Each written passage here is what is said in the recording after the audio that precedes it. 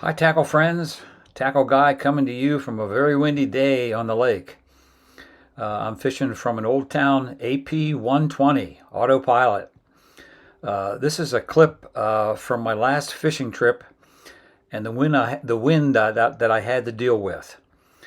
Keeping the kayak in position, trying to make accurate casts, keeping from getting blown halfway across the lake, unhooking or retying. In this situation, I'm trying to position the kayak on a secondary point in some serious wind. I overshot the point, so I drifted back and hit spot lock for hands-free boat control. Here's the clip. Thank you.